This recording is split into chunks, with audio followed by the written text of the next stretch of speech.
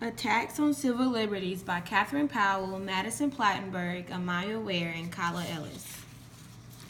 Civil liberties are the state of being subject only to laws established for the good of the community, especially with regard to freedom of action and speech. Individual rights protected by the law from unjust government or other influence.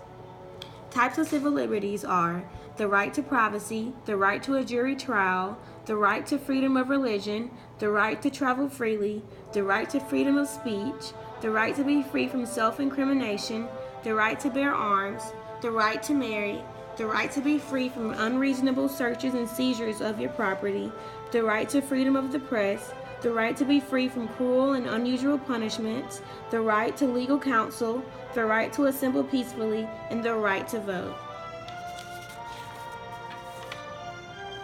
President Wilson was against civil liberties. The Espionage and Sedition Acts no longer gave Americans freedom of speech.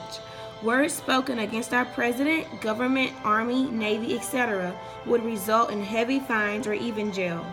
Wilson even sent the women protesting for women's rights outside the White House to jail.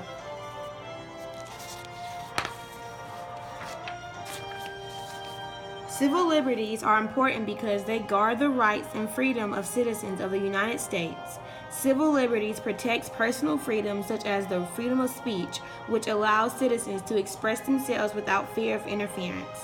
When these civil liberties are attacked, this causes controversy in the United States and within some amendments in the Constitution.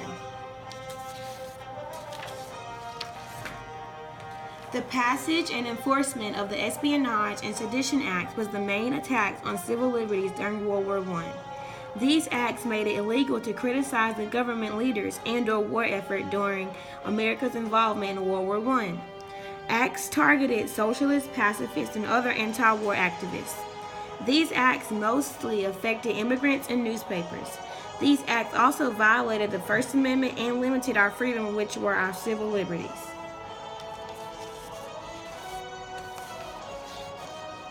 The Espionage Act was intended to be in effect only during wartime, but the law continued to be invoked following the end of World War I during the Red Scare of 1919 to 1920 and again after World War II during the Cold War.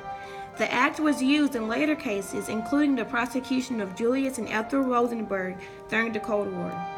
The Sedition Act was repealed in 1921, but major portions of the Espionage Act remained in effect as part of U.S. law.